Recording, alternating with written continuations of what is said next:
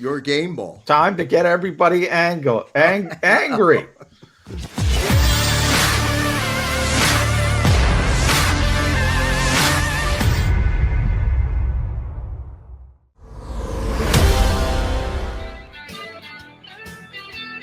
And week number 4, day 14.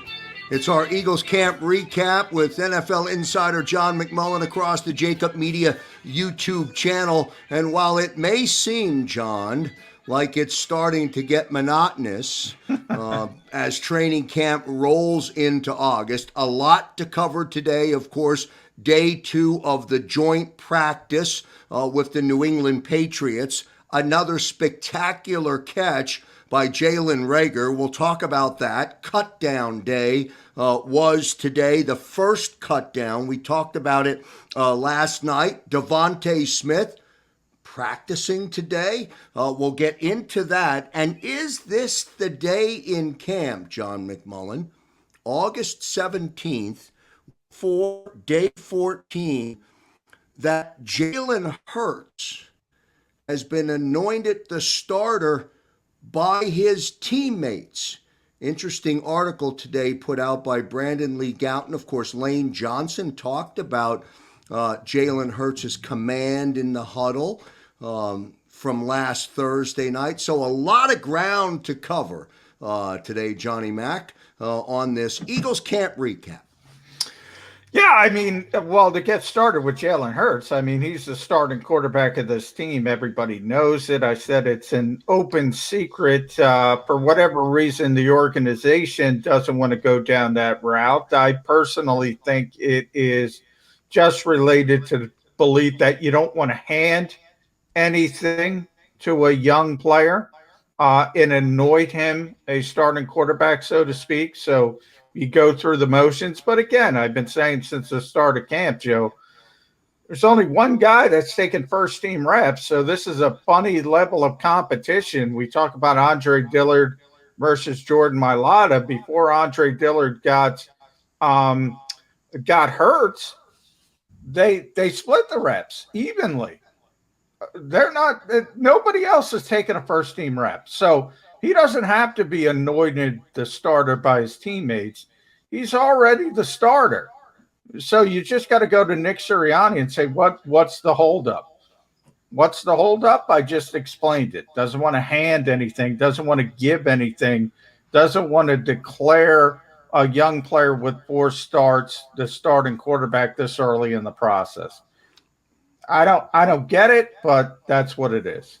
John, does it make sense for Nick Sirianni to still be holding on to that belief? I buy it if you go all the way back to, which wasn't that long ago, by the way, week 1, day 1, when they were working in the red zone and Jalen was getting all the snaps.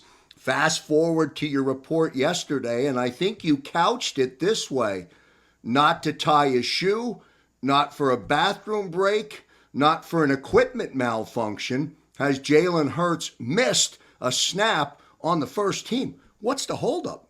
Let's get the injection of confidence from the new head coach. Yeah, exactly. Not even for any reason. I mean, typically, if you go through this far into camp, and we're talking about 14 days, somebody might miss a first team rep for a water break, a bathroom break, as I said, tying a shoe, doing something. Somebody else will run in and take the rep. And that's not important. If something like that had happened, it wouldn't mean Jalen Hurts is any less the starter. But I just say it to point out nobody has taken a first team rep at quarterback except Jalen Hurts. So, look, we talk about Deshaun Watson. There's more negative than positive going on around that situation right now for him on a personal level. I don't think he's an option at this stage of the game, even though the Eagles would be interested in him from a football perspective. So you can't get another starting quarterback until next year anyway. Yeah, I think Nick Sirianni should step up to the podium and say he's the starting quarterback. But look, competition, he talks about his core values all the time. Competition is one of them, it's an important part of it. And his belief with younger players who haven't proven themselves is to not name them the starter this early in camp, this early in the process. That's all it comes down to. Whether or not it makes sense or not is totally defined by head coach Nick Sirianni. Doesn't really matter what I think. It just doesn't logically make sense. It's not. You talk about the Patriots being in town today for day two of the of practicing with the team. Now, perhaps there is a legitimate competition for quarterback between Cam and Mac Jones. So a starter may or may not have been named. I get it. There is no competition going on. Is Jalen competing against himself to be anointed the starting quarterback of this team? Well, I think he's facing competition from outside the building, and typically we're talking about Deshaun Watson. We're only talking about one player at this stage, but right now that's not an option. So it's kind of been taken off the table a little bit until things get a little bit clearer. And I don't know if everybody saw, but Tony Busby is out there talking again. So it looks like there's going to be more hurdles, not less hurdles. So if you take Deshaun Watson out of the equation, no, he's not competing against Joe Flacco. Joe Flacco was brought here to be the backup quarterback. Now, look, we're talking about week one. I talked about Jordan Mailata. He won't name Jordan Mailata the starter at left tackle. He's going to be the starter week one. Now, if they perform poorly in the early stage, say the early month of the season, then they could get benched like anybody else. Ultimately, Carson Wentz got benched last year as a face of the franchise with a $140 million contract. Ultimately, he played so poorly, he got benched. So everybody can be benched, everybody can be replaced. But for the start of the season, yeah, Jalen Hurts is the starting quarterback of the Eagles. When they decide to tell you that, I can't tell you yet. But he's going to be the starting quarterback of the Philadelphia Eagles. Let's use that to transition into practice today. Was it a duplicate of yesterday, meaning they practiced for 2 hours today, and then you after that tell me about the offense? We'll get into the great Jalen Reagor catch, but how did Jalen Hurts look with in command of the offense on day two against the Patriots? Yeah, they played very well again. A much shorter session, more like a typical Eagles practice, went about an hour and 15, hour and 20 minutes. So it wasn't the big long practice. Obviously, game on Thursday night. So maybe they felt they got in enough work yesterday. I know Bill Belichick wanted to work in a lot of red zone situations. I was told that specifically by a member of the Eagles coaching staff. So they did a lot of red zone work, both in team drills, 11 on 11 and 7 on 7. And that's what Bill Belichick wanted to work on. But I got to tell you, the Eagles again got the better of it. So they had a good 2 days at practice. I don't know. The Patriots don't look very talented, to be honest. It's not often we say that because they've been so good for so long. The Eagles look better. They've looked a lot better, especially offensively. The defenses looked good throughout much of camp. The offense, not so much. And we started talking about the chicken and egg causality. Well, is the defense better than we thought it was, or is the offense that bad? I think maybe the defense was good. And the offense, now that they're facing somebody else, doesn't look as bad. But I will say this, the uptick in the offense also has something to do with Brandon Brooks being back, Isaac Seumalo being back, and all of a sudden you have Lane Johnson, Brandon Brooks, Jason Kelsey, Isaac Seumalo, Jordan Mailata, and all of a sudden the offense looks better. Sometimes it's Occam's razor, which means the simplest explanation is often the correct one. That offensive line is really good. We'll find out whether or not the catch by Jalen Reagor was good enough to earn the John McMullen practice game ball, but we will not find that out until the very end of this report across the JAKIB Media YouTube channel. But talk about it, John. It was a great one-handed grab by Jalen Reagor again. A highlight reel for sure. Yeah, the first one, which was, I think I looked back, it was August 5th, I think. So it's been about 2 weeks, close to 2 weeks. That was the play of the summer, we called it, up until this one. This one is, people should go look at it. The Eagles have it posted. We can't take video at that stage of practice, the media. They have it posted on their social media site. It's tremendous. It's OBJ, Odell Beckham Jr. like, just snatching the ball out of the air one-handed. And more than that, it's also he's leaping. Jalen's got about a 42-inch vertical leap. He is leaping up to get this ball, snatches it out of the air with one hand, has the body control to stay in bounds. Just everything is phenomenal. And when this is an indication when people say they're giving up on Jalen Reagor, you may want to pump the brakes on that, because this kid is really, really talented. Now, that's practice. It's got to translate to the football field on a more consistent basis. Talk about Devonta Smith. He was back in pads again today. Did he get some work? Did he do a little bit more today than he did yesterday? Yeah, he did do a little bit more. He worked in team drills, very lightly. I don't know why the Eagles put him in team drills, to be honest, because they didn't use him. They didn't throw to him. They used him more as a decoy to work on some other things. They would split out 3 receivers, so you'd have Devonta Smith, Jalen Reagor, Quez Watkins on one side of the field, and the tight end, which in this case was Dallas Goedert, on the other end of the field. And you pretty much generate a one-on-one matchup in the red zone, and they threw a quick fade pattern to Dallas Goedert for a touchdown. They were doing stuff like that, using Devonta Smith as a decoy. The good news is, though, he's getting healthier. He's certainly on track to play week 1. I still don't think he's playing Thursday night. He said he would if they let him. I think they're going to be cautious.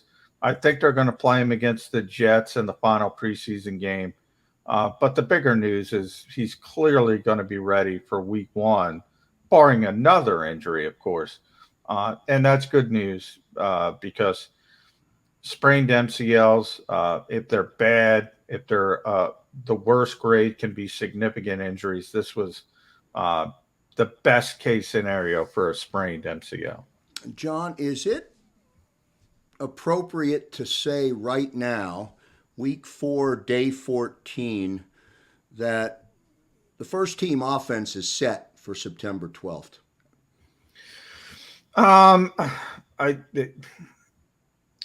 I would say it is, except for the third receiver spot, and I think that's Quez Watkins to win. That spot is his to win.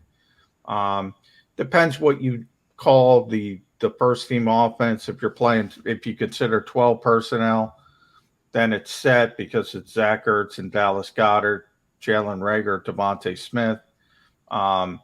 So yeah, it's locked up. Jordan Mailata is going to be the left tackle. Miles Sanders is the running back. Jalen Hurts is the quarterback. The rest of the offensive line. That third receiver spot, if you're playing 11 personnel, Quez Watkins is playing the best.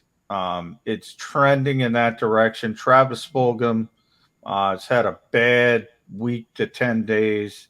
I think he's kind of fading. And it's there for the taking for Quez Watkins, but he's got to finish the job. Is Travis fading himself onto the bubble to potentially not making the roster? Possibly. And I'm going to explain why when I hand out my game ball, which is not going to Jalen Reagor. And Okay. people are not going to like what I say, but it's happening again. I'll just say my hint is August, and who typically plays well in August. And he had a big, big day today. All right, good show tease. You have to stick around right here on the JAKIB Media YouTube channel until we get to that point in the report. This is Eagles Camp Recap with John McMullen, Week 4, Day 14.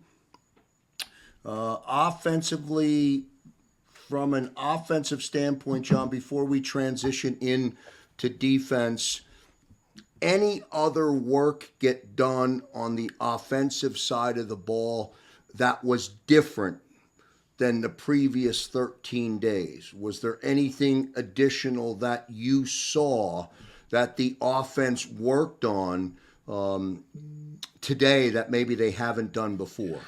No, I mean Nick has been very honest. I think he told us when the install. I think it was maybe the eighth day when his offense was completely installed. So it's been in there for a while now. Now it's just about sort of, um, you know, sharpening things up and making sure the offense works at a high level and executing things. So the offense itself has been in for a while now. So you're not going to see any new tweaks or any new things.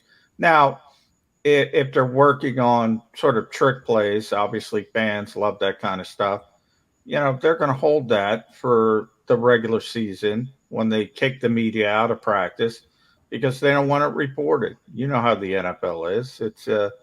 It's a secret surveillance state, and they don't want anybody else seeing that kind of stuff, and they certainly don't want other teams seeing it. And you see a joint practice. This is just about executing for both teams and trying to sharpen up what they're doing against a different opponent because you get used to each other. Brandon Graham talked about it earlier this week. Those are two of the Eagles' best players going against each other every day at practice. Brandon Graham against Lane Johnson. Lane knows Brandon. Brandon knows Lane. Sometimes, they know each other too well. And Lane can stop Brandon where maybe somebody else can't because they're not used to the way Brandon Graham plays. Vice versa. Maybe Brandon's able to beat Lane Johnson because he knows him so well. And somebody else who doesn't get to practice against Lane Johnson is going to have a difficult time because they don't know those little tricks of the trade. John, how did Sirianni handle the cut down today? There were a couple of players that were released today to get the roster down to 85. Is that something that, well, it was his first cut down day? How did he handle it? Well, it was at 4 o'clock, so Nick spoke before practice, so it was before the Eagles made their decisions. But I think it's difficult for him. I think, it's one of the tough parts of the industry, even though, look, 90 to 85 isn't a big cut. But, Nick always says the first I talk about, his sort of things he wants to bring to this organization, his um, sort of ethos as a coach, as a person. And number one on that is connecting with players. So it doesn't matter if you're the 89th guy or the 90th guy. He's going to make sure he talks to everybody when they're released and tries to help them move along in their career, whether it's going somewhere else or in this case, the Eagles waived 3 players. They were all injured though. So if if they all clear waivers, they will revert back to the Eagles injured reserve list. And then they're either out for the season or more likely the Eagles will reach an injury settlement with them and they could at that point go sign with somebody else. All right. Talking with NFL insider John McMullen, co host of Birds 365, our buddy Jeff Kerr, who's sitting in for you while you're working camp with Jody Mack on Birds 365, wrote about the Sirianni Belichick collaborative today for CBS Sports. Did you see anything from Nick or from Belichick that looked like they were laughing, chuckling, and getting along? Was Nick teaching Bill anything today? Well, first of all, yes, they're getting along. I think Bill Belichick has this reputation. We brought it up yesterday with Zach Ertz. I mean, the guy's got a good sense of humor. I don't think people realize he's not this curmudgeon all the time. Behind the scenes, he's actually a pretty nice guy. Um, so it's not a matter of them getting along. I think the issue is that. No, Nick Sirianni. There's not a rookie, and this is not an insult. There's not a rookie coach in this league that can teach Bill Belichick anything. Dumb I question, mean, right? and I always say Chip Kelly because Bill Belichick. I don't know if people realize this. I've said it on many of my shows. Loved Chip Kelly. Loved him. Used to bring him in before he was the head coach of the Eagles. Knew him from his New Hampshire days. Loved his thoughts on tempo and increasing the pace of the game. And he would often pick his brain on those types of things. But I always joke, Bill's smart enough to pick the brain of somebody who's got a good idea and then filter out all the bad stuff that goes along with it. He just takes the good idea and filters out the rest. And that's sort of the difference between him and coaches like Chip Kelly, who was very innovative. Now that we are in hindsight, we can see all the things that Chip Kelly brought to the NFL.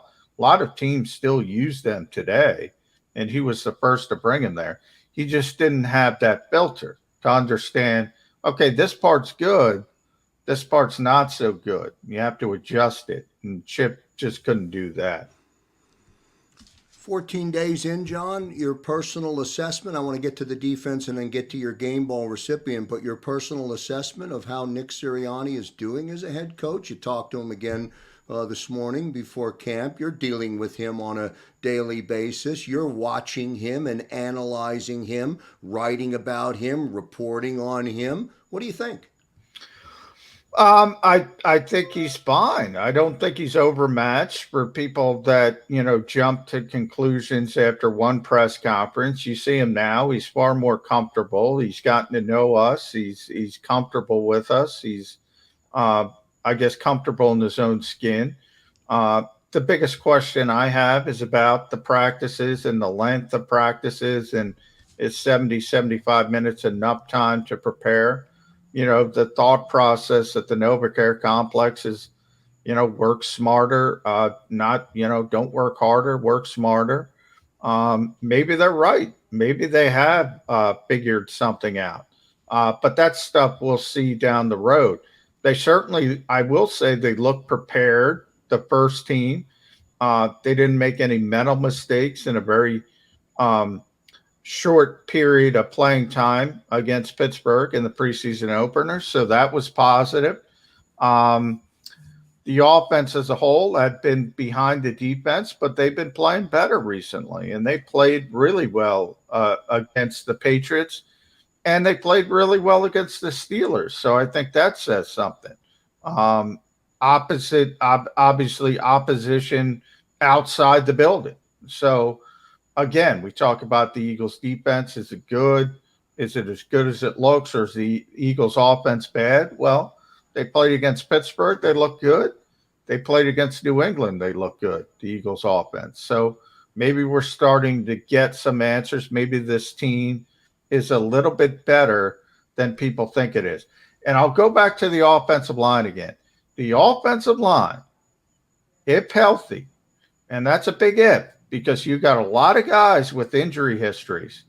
But if they are out there, that offensive line might be the best in football.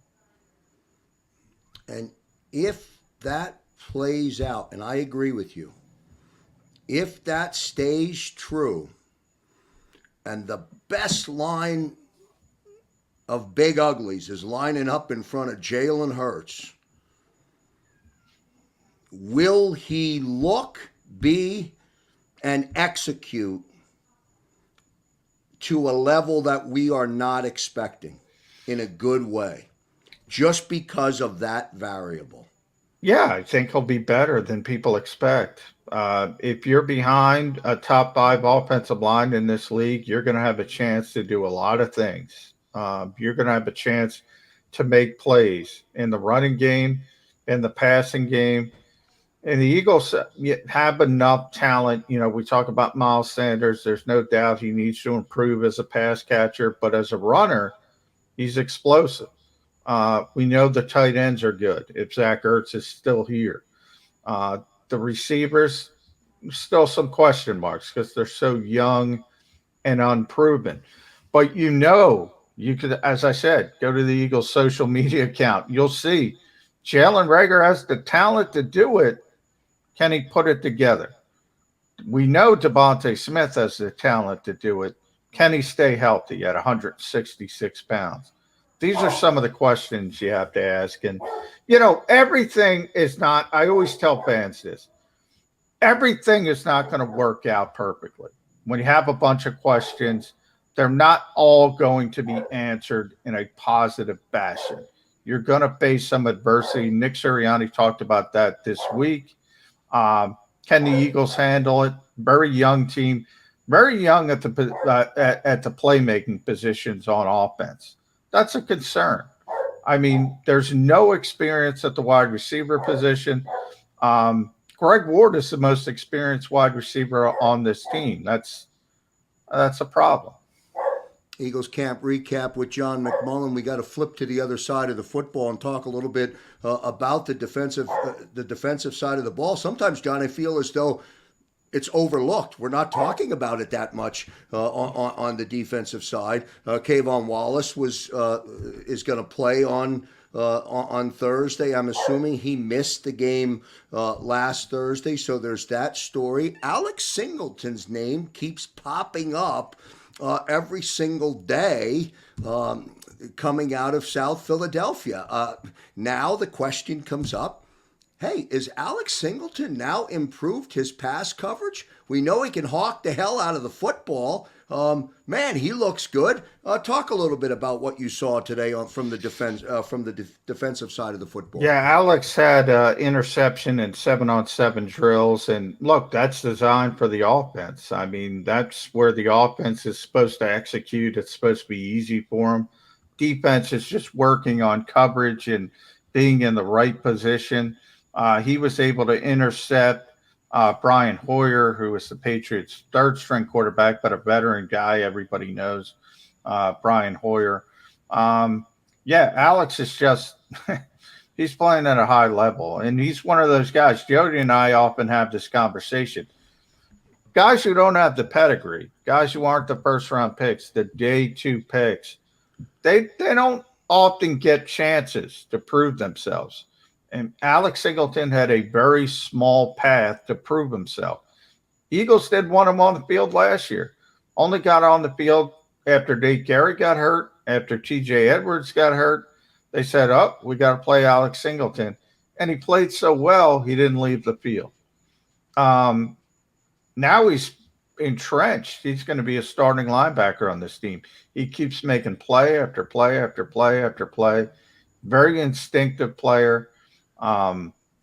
Very smart player, high football IQ, great against the run.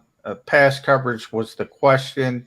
And maybe that's a nice compliment because Eric Wilson, who's going to be the other starting linebacker, very good in pass coverage, not very good in run support. So maybe they kind of complement each other.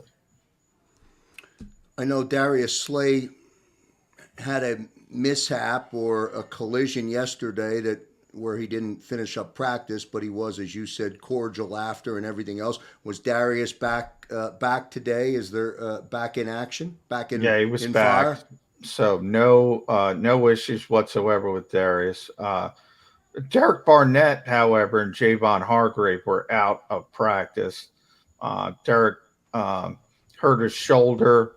Little bit to be concerned about. He's had some shoulder issues in the past. So Javon hurt his ankle, but they're both listed as day to day. So ultimately, that's a very good designation. It tells you it's not serious. Both were out on the field watching practice.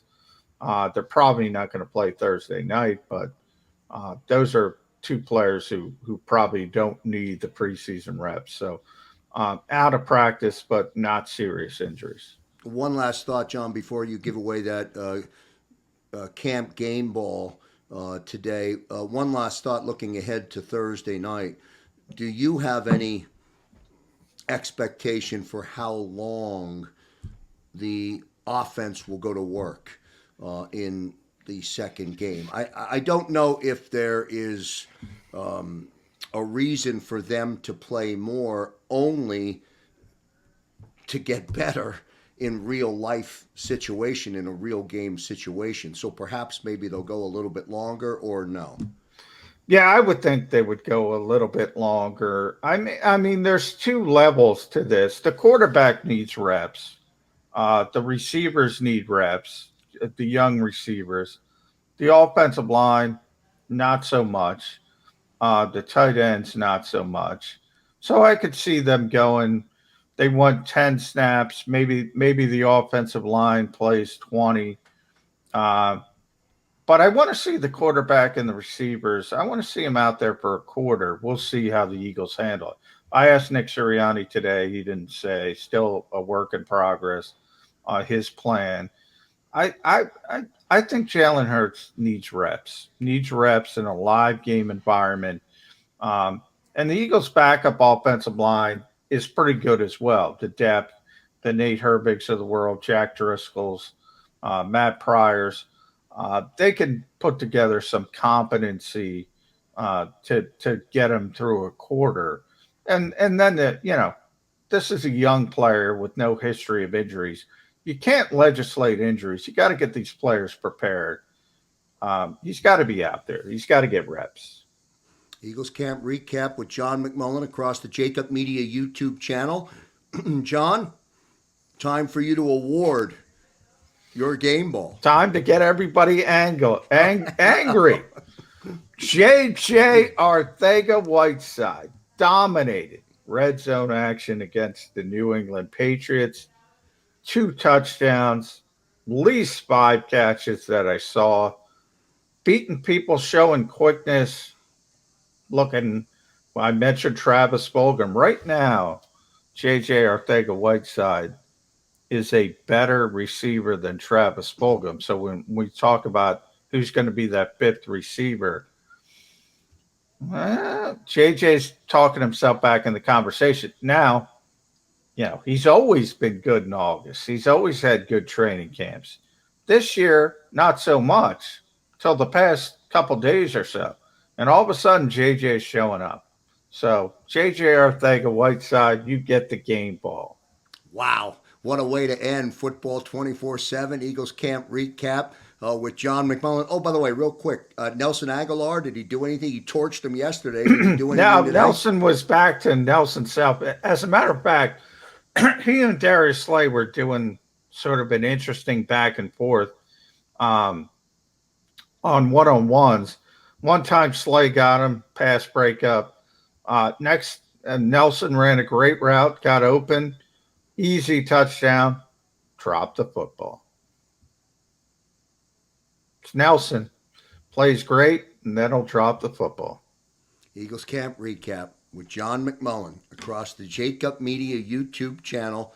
You will be right back on the channel, Mac and Mac, Jody Mack and John McMullen tomorrow. Is that correct, or is Jeff Kerr in for you tomorrow?